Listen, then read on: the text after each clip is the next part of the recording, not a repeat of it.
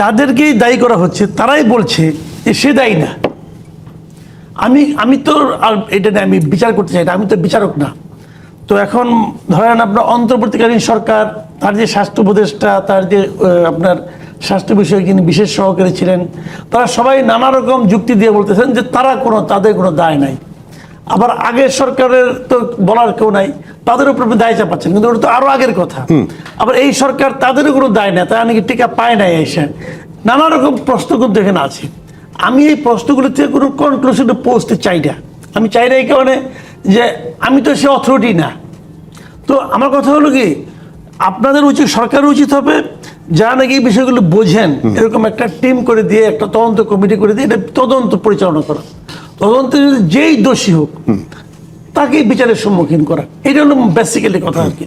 এখন যদি সরকার তদন্তটা না করে তাহলে কি হয়, মানুষের মনে একটা সন্দেহ আসে, যার যার খুশি মতো যে যার মতো করে সন্দেহ করতে থাকে, একটা প্রেডিকশন তৈরি করছে মানুষ। এই বিষয়গুলো সবার জন্য মানে বিব্রতকর এবং আমি মনে করি বিপজ্জনক।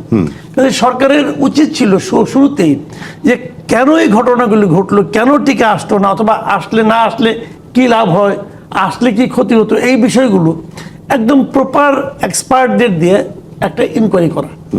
ইনকোয়ারি চলতো, আর এর মধ্যে তো আপনি হামকে নিয়ন্ত্রণ করবেন। আবার কেউ কেউ বলছে নাকি হাম না, হাম সদৃশ্য, যেটাই হোক আপনারা সবগুলো ইনকোয়ারি করেন। যখন আপনি কিছুই না করবেন তখন যার যেমন হবে, যার যেমন, সবাই এক্সপার্ট, সবাই যার যেমন কথা বলবে। এর যত কথা উচ্চারিত হবে এর কোনোটাই কিন্তু আমি মনে করি সরকারের জন্য সুবিধাজনক নয়। সরকারকে এগুলি মানে আনন্দিত করবে আমার তা মনে হয় না। আমি জায়গাটা কোথায়, আসলে সমস্যাটা কি? ইউনূস সরকারের বিরুদ্ধে বা ইউনূস সরকারের স্বাস্থ্যমন্ত্রী, যে স্বাস্থ্য উপদেষ্টাকে আমরা 18 মাসে 18-12 দেখেছি কিনা সন্দেহ আছে, তার কোনো স্টেটমেন্ট খুব এটা মনে পড়ে না আমার। এটা নিয়ে আপনি এর আগেও কথা বলেছেন যে উনি কে, কেন, কিভাবে আসছিল। তার বিরুদ্ধে ব্যবস্থা নিতে সরকারের সমস্যাটা কোথায়? না, ব্যবস্থা তার বিরুদ্ধে হোক এটা আমি এখন এভাবে বলি না। আমি সবসময় বলি যে ঘটনাটা কি সেটা উদ্ঘাটন করা হোক, মানে একটা তদন্ত করা হোক, মানে যোগ্য ব্যক্তিদের দিয়ে একটা তদন্ত করলে পরে কে অপরাধী হবে এটা তো আমি জানি না। হয়তো ওই ভদ্র মহিলা নিষ্পাপ, হয়তো ইউনূস সাহেবই না করছে, আমি তো জানি না। কাজে আমি কাউকে আগেই নির্দেশনা ছিল, কাজে আমি বিচারের আগেই কাউকে দোষী সাব্যস্ত করতে যাচ্ছি না। বাট আমার কথা হলো কি, ঘটনাটার জন্য দায়ী কে তাকে চিহ্নিত করার কাজটা কেন সরকার করছে না? আমি একটা ডেমোক্রেটিক গভর্নমেন্টের কাছ থেকে আশাই করতে পারি যে আমার যে কারণে সমস্যাটা হচ্ছে, এই সমস্যাটার পেছনের কারণটা কি, এটা কি উদ্ঘাটন করা সরকারের দায়িত্ব না? এটা তো দায়িত্বের মধ্যে পড়ে। সরকার এই দায়িত্বটা অবহেলা করছে কেন? আমার কিন্তু সিম্পলি একটাই কোশ্চেন। এবং অবহেলা করার পিছনে সরকারের কি যুক্তি আছে সেটা তাহলে সে এটাও শেয়ার করুক যে যদি আমরা তদন্ত শুরু করি তাহলে কালকের থেকে শিশু মৃত্যুর হার বেড়ে যাবে। বলুক, আমরা শুনি জিনিসটা কি, আসলে মূল ঘটনাটা কি। কিন্তু তারা কিছু বলছে না কেন?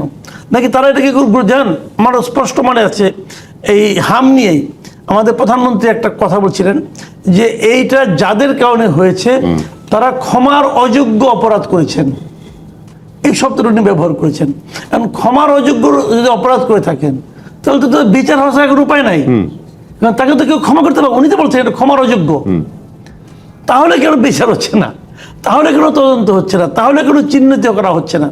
তো এইগুলি বেসিক পয়েন্ট মানুষের মনের মধ্যে আছে। এই প্রশ্নের উত্তর সরকার যত দেরিতে দিবে আমি মনে করি এটা সরকারের জন্য তত বেশি আত্মঘাতী হবে। সরকার যদি মনে করে আমি তো 213টা পেয়ে গেছি, কে কি মনে করলো না করলো তাতে কিছু যায় আসে না, তাহলে এটাও একটা ধরনের আমি মনে করি একটা বোকামি হবে। এই বোকামি সরকার কেন করবে আমি জানি না, করা উচিত হবে না। মঞ্জুরুল শক্তি নামে একটি এনজিওর মাধ্যমে কিনা, মানে পুরোটার পিছনে এক ধরনের ওই দুর্নীতির ব্রেইন কাজ করেছে কিনা, আপনার কাছে কি মনে হয়? আমার কাছে তো মনে হয় না। আমি আপনাকে বলি, আমি আসলে প্রথম থেকে বলছিলাম আমি আসলে প্রিডিক্ট করতে চাই না এই কারণে নানা ধরনের যুক্তি কিন্তু আছে। দেখেন, আমি যুক্তিগুলো যতটুকু শুনেছি, আমি নিজে তো আর মানে এই ব্যাপারে বিশেষজ্ঞ না, কাজে আমি যা বলবো কমন সেন্স দিয়ে। কমন সেন্স খুব ইম্পর্টেন্ট, আবার কমন সেন্স মাঝে মাঝে বিপজ্জনক হয়। এই জন্যই কিন্তু আমি আসলে কমেন্ট করতে চাচ্ছিলাম না। তবু আমি আপনাকে কয়েকটা অপশন বলি। যেমন ধরেন, হামের টিকা প্রথম টিকা দিতে হয় 9 মাসে, সেকেন্ড টিকা দিতে হয় 11 মাসে, 15 মাসে, 6 মাস পরে। যে সমস্ত যারা হামে আক্রান্ত হয়েছেন অথবা হাম সদৃশ্য রোগে আক্রান্ত হয়েছেন, এখানে 3 মাস থেকে 8 মাস বয়সী অনেক রোগী আছে। 6 মাস গুলো বেশি মারা যাচ্ছে। তাহলে যে টিকা যদি টিকা থাকতো, সে টিকা তো 9 মাসে প্রথম ডোজটা দিত। আচ্ছা, ঠিক না? তাহলে 9 মাসের আগে আক্রান্ত হলে তার জন্য তো টিকার অপর্যাপ্ততা কিন্তু ওইভাবে কাজ করে না, আবার অন্যভাবে করে, সেটা আমি বলি। এটা ছড়ানো মানে ওই যে আমি বলছি আপনাকে, আমি জন্য মানে ওই পয়েন্টে আসতে চাই নাই, কারণ অনেকগুলো কনফিউজিং ব্যাপার পয়েন্ট কিন্তু ইস্যু কিন্তু এখানে আছে। সেটা কি, আগের গভর্নমেন্টের আমলে মানে আওয়ামী লীগ গভর্নমেন্টের আমলে এই টিকাটা কিন্তু নিয়মিত চলতো, কিন্তু কখনোই 100% কিন্তু কভার হতো না। এই জিনিসটা মাথায় রেখেন, কখনোই কিন্তু 100% রোগী শিশুকে হামের টিকা দেওয়া যেত না। এটা বাংলাদেশের জন্য, এটা পৃথিবীর কোথাও কঠিন, কিছু তো কম হয়। তো ওই আপনার 10% 12% কিন্তু ফাঁক থাকতো। একটা কথা আছে এই সমস্ত রোগের ক্ষেত্রে, সংক্রামক রোগগুলির ক্ষেত্রে, এটা হলো হার্ড ইমিউনিটি। এই হার্ড ইমিউনিটির জন্য 10% কম হওয়া কোনো ঝামেলা না, কিন্তু প্রতি বছরে 10% করে বাদ পড়তে পড়তে পড়তে পড়তে একটা বড় সংখ্যক কিন্তু রয়ে গেছে যা নাকি হাম আক্রান্ত হবে। কথা বুঝতে পারছি? যখন ওই আক্রান্ত হওয়া শুরু করে, তখন কিন্তু হার্ড ইমিউনিটিটা ভেঙে যায়, ব্রেক হয়। যে কারণে এইবার যেটা হয়েছে, এটা হয়তো একটা ধারাবাহিক একটা আপনার রেজাল্ট হতে পারে, কিন্তু আবার অন্য একটা বিপদের কথাটা বলি আপনাকে আমি। এই যে একবার ব্রেক হয়ে গেল, এখন আপনি যতই টিকা দেন, এই হার্ড ইমিউনিটি কিন্তু নষ্ট হয়ে গেছে। আপনাকে আবার হার্ড ইমিউনিটি অ্যাচিভ করতে হবে, মানে জিরো থেকে শুরু করতে হবে আবার। অনেকটা এরকমই। আচ্ছা, জিরো না, বাট অনেকটা আবার অ্যাচিভ করতে হবে। আগামী বছর হবে হাম, আপনি দেখেন আগামী বছর আমি যত টিকা দেন, আগামী বছর কিন্তু হামের প্রকোপটা থামাতে পারবেন, হবে। কারণ আমাদের একটা বড় ক্ষতি হয়ে গেছে। এখন এই ক্ষতির পেছনে কি কি কারণ থাকতে পারে? টিকাটা যদি চলতো তাহলে আমি আরো কয়েক বছর আমি এটা হয়তো ডিলে করতে পারতাম, কিন্তু গতবার তো টিকাটা দেওয়া হয়নি আসলে। তো এই যে রিয়েলিটিটা হয়েছে কি, যে ভদ্রমহিলাকে বসাইছেন, উনি স্বাস্থ্যের কিছু বুঝেন না, উনি স্বাস্থ্যের কিছু বুঝেন না। ডক্টর ইউনূসও সরকার কিভাবে চালাতে হয় বোঝেন না। উনি ব্যাংক চালাতে পারেন, তাও ভালোভাবে পারেন না। যদি গ্রামীণ ব্যাংকের যে সাকসেসটা, এটা ওনার কারণে মানে খুব একটা ব্যাপারটা ওরকম না রে ভাই। সে প্রশাসক হিসেবে খুবই নিম্নমানের, উনি ব্যক্তির স্বার্থটা খুব ভালো বোঝেন। তো এই লোক তার ব্যক্তিগত বন্ধু বান্ধবকে আনছে, ব্যক্তিগত বন্ধু আনছে, বান্ধবী আনছে, অনেককে এনে বসাইছে। নূরজাহান বেগমের বাড়িও তো ওনার বাড়ির কাছেই, একই এলাকায়, চট্টগ্রামের। তো ওইভাবে আনছে, ওইভাবে উনি অনেকদিন এখানে ছিলেন। এবং যতদিন উনি গ্রামীণ ব্যাংকে ছিলেন, নূরজাহান বেগম যে খুব চৌকস কোনো ব্যক্তি ছিলেন, চৌকস কোনো কর্মকর্তা ছিলেন, এটাও গ্রামীণ ব্যাংকে কেউ আপনাকে সাক্ষী দিবে না। আমার সঙ্গে অনেকে আলাপ হয়েছে, ওইখানে উনি এরকমই ছিলেন। মানে উনি আসলে ওনার একমাত্র যোগ্যতা, উনি ডক্টর ইউনূসের কাছের মানুষ। উনি ডক্টর ইউনূস তার ওখানে অনেক লোকের, তার কাছের লোকদেরকে বিভিন্ন গুরুত্বপূর্ণ জায়গায় বসায় অভ্যস্ত। তো উনি মনে করছেন যে ওইটা পারছি, এটা পারবো না কেন? তো দেশ চালানো ভাই একটা বড় জিনিস, এটা এত সহজ না। তো যা হোক, এখানে এসে নিয়ে উনি পারেন না, উনি লেজে গোবরে করছেন যা যা করার, অপকর্ম মানে আকাম কুকাম যা যা করা সম্ভব, আল্লাহর রহমতে উনি সব করছেন। করার পর এখন এসএসএফ নিয়ে ঘোরাঘুরি করতেছেন আর কি।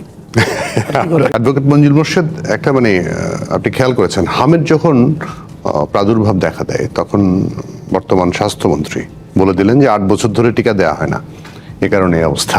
মানে এরপরে নানা ধরনের কথা, এক এক দিন এক এক কথা। এই অতি কথনগুলো কি যাবে না? এর আগের সরকারের আমলেও দেখেছি খালি কথা বলে কাজের জায়গায় থেকে। সেখানটায় ধরেন যে অক্সিজেনের জন্য সমস্যা হচ্ছে, আইসিইউ পাচ্ছে না, কিন্তু আইসিডিডিআরবি চমৎকার একটা জিনিস আছে, 3 থেকে 400 টাকায় পাওয়া যায় বাচ্চাদের জন্য অক্সিজেন স্যাচুরেশন স্বাভাবিক রাখার জন্য। সেইটা তো ম্যাসিভ ব্যবহার করা উচিত ছিল। সেই জায়গাটা না গিয়ে মানে আমি জানি না এত কথা কেন। ধন্যবাদ আপনাকে। দেখুন, ওই যে মাননীয় মন্ত্রীর ওই বক্তব্যটা আমার নোটিশে এসেছে, এবং সম্ভবত 1-2 দিন পরে আমি বলেছি যে মন্ত্রী মহোদয় যে কথাটা বললেন, একই টেলিভিশনে আবার সচিবের কথার মধ্যে পার্থক্য হয়ে গেল। কারণ সচিব যখন বক্তব্য দিয়েছে তখন উনি বলেছেন অন্তর্বর্তীকালীন সরকারের সময় বন্ধ হয়েছে, কিন্তু মন্ত্রী মহোদয় যেহেতু রাজনৈতিক নেতা, অতএব রাজনৈতিকভাবে বিএনপি আওয়ামী লীগে হলো মূল প্রতিদ্বন্দ্বী, অতএব সেই হিসেবে এটাকে আওয়ামী লীগের উপরে চাপাতে পারলে এটা সুবিধা হয় তার জন্য, অতএব রাজনৈতিক কনসিডারেশনে বলেছেন। এটা কিন্তু আমি 2 দিন পরেই বলেছি। তো যাই হোক, পরবর্তীকালে এখন আর ওইটা বলেন না, এখন মোটামুটি এস্টাবলিশড হয়ে গেছে এটা আসলে অন্তর্বর্তীকালীন সরকারের একটা মেকানিজম, যার কারণে এটা সমস্যাটা হয়েছে। আর এখন আপনি যে প্রশ্ন করেছেন সেটার কথা হলো যে দেখুন, আমাদের তো বিজ্ঞান ভিত্তিক যে কর্মকাণ্ডগুলো বা যে অ্যাসেসরিজগুলো বা যে সাপোর্টগুলো আমরা নেই, এগুলো তো আসলে সাধারণ মানুষ হিসেবে আমাদের কোনো কিছু বলার নাই। তবে নিশ্চয়ই এই সংক্রান্ত যারা কাজ করেন, বিশেষ করে মিনিস্ট্রিতে হোক বা এই টেকনিক্যাল সাপোর্ট যারা দেন, সেখানে তারা তো সবকিছুই জানার কথা। আপনি যে বললেন আইসিডিডিআরবির যে আপনার যে আপনার অক্সিজেন স্যাচুরেশনের যে প্রক্রিয়ার যে মেশিনটা, সেটা ছোট্ট এবং দামও কম। এখন আইসিইউ এখন ওইটা একটা জিনিস, ওইটা হয়তো ইনস্ট্যান্টলি দেওয়া হয়, কিন্তু আইসিইউর তো আবার একটা আলাদা টেকনিক্যাল সেটআপ আছে। অথবা ওই টেকনিক্যাল সেটআপে ওইটা মেডিকেলি ওইটা বা সায়েন্টিফিক্যালি ওইটা ফিট কিনা ওটা বলতে পারবো না, সেই কারণে হয়তো হয় না। কারণ এটা তো হইলে তো নিশ্চয়ই করার কথা।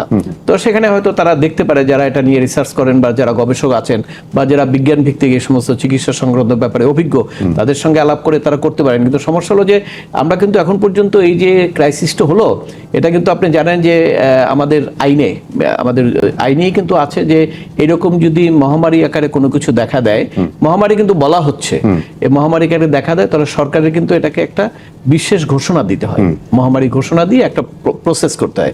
যেমন আপনার ধরেন আপনার কোভিডের সময় জাতিসংঘ কিন্তু প্রথম, ওয়ার্ল্ড হেলথ অর্গানাইজেশন কিন্তু প্রথম এটাকে মহামারী হিসেবে ঘোষণা করেছে, আর তখন প্রোটোকলগুলো নির্ধারণ করেছে কি কি করতে হবে, এবং ওগুলো ম্যান্ডেটরি হয়ে যায়। কোভিডের সময় আমি একইভাবে দেখেছি, আমি এটা রিটও করেছিলাম এবং আমি বারবার বলেছি যে দেখেন, কোভিডটা বাংলাদেশে যখন আসলো তখন এটা মহামারী আকারে ধারণ করেছে এবং সেখানে একটা অ্যাডভাইজারি কমিটি আছে, সেটা গঠন করে এটা মহামারী ঘোষণা করা উচিত।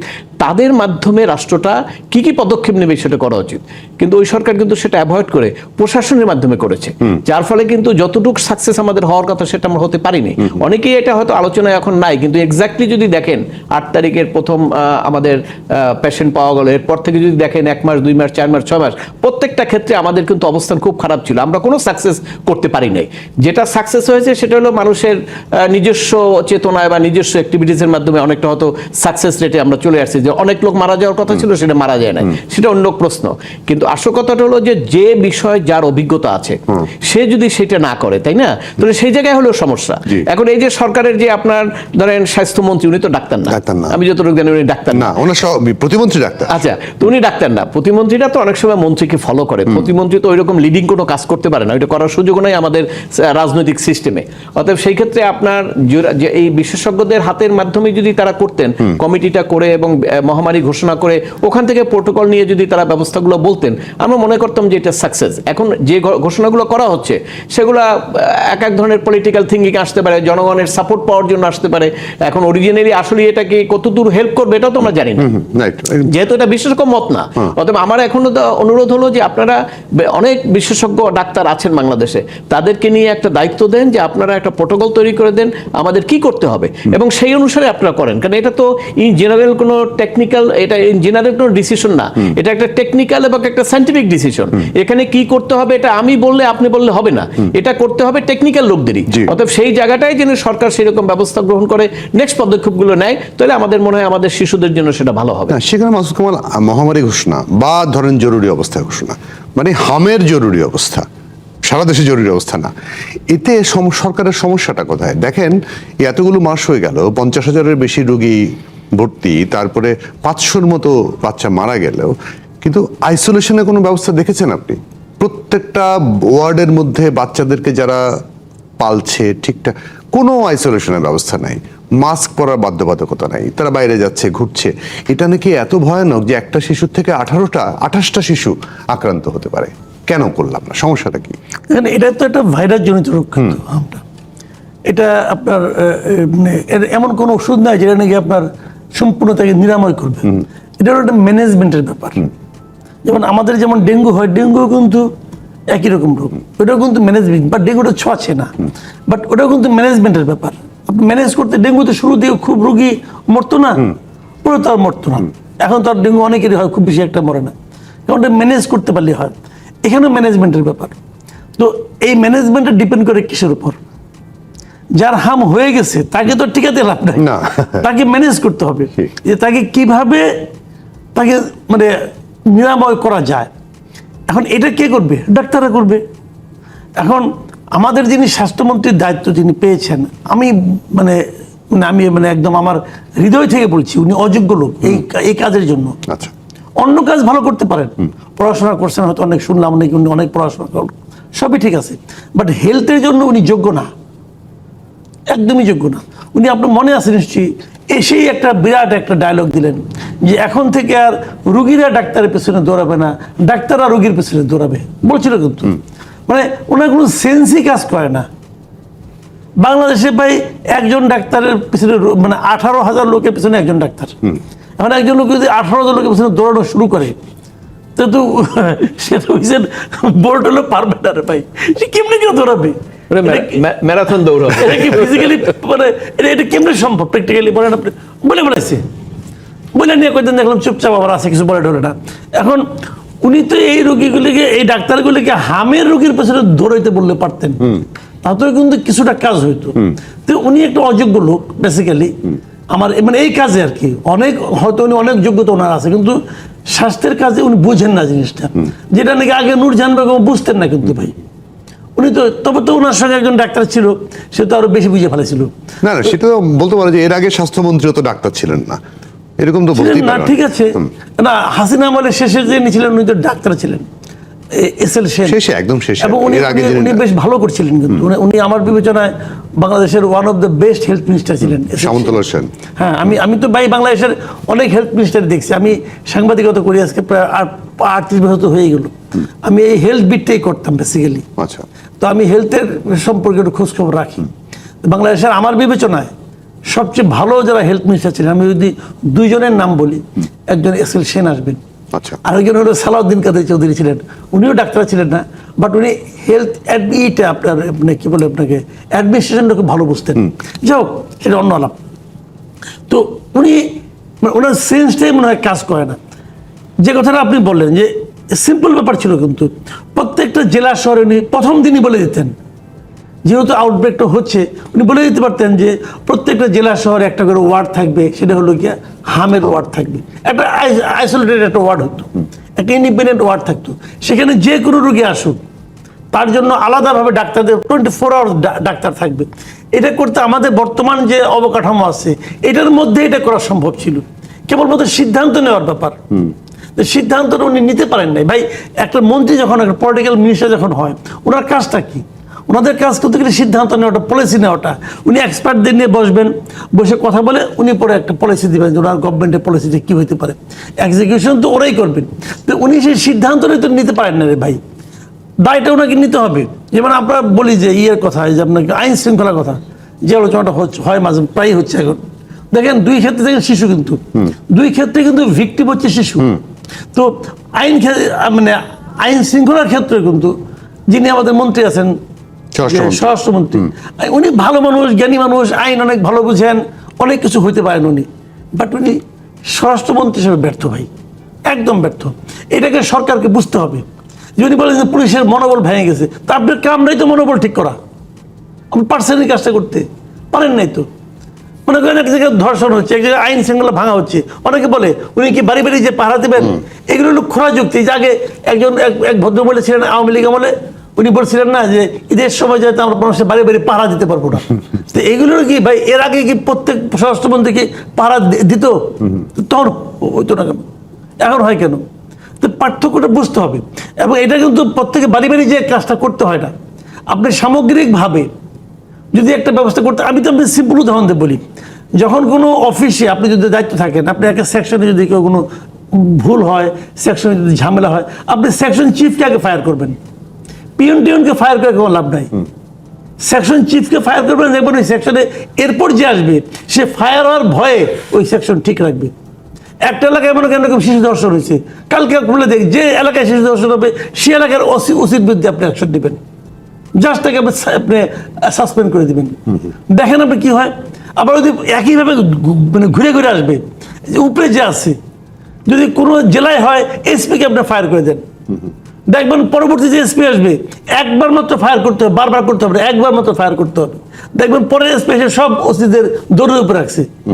একইভাবে যদি স্বরাষ্ট্রমন্ত্রীকে ফায়ার করে দেয় কালকে, দেখ তারেক রহমান সাহেব কালকে ফায়ার করে দেখ স্বরাষ্ট্রমন্ত্রীকে, দেখেন পরের দিন থেকে দেশের এই অবস্থা কি হয়, পুরাই চেঞ্জ হয়ে যাবে। কারণ এরপর যে আসবে সে ফায়ারের ভয় নিয়ে আসবে যে আমাকে কাজটা করতে হবে। আর তা নাহলে কি আমি কি করব, আমি কি যে মানুষের ঘরে ঘরে পাহারা দেবো নাকি, এই সমস্ত অজুহাত আসবে। জি।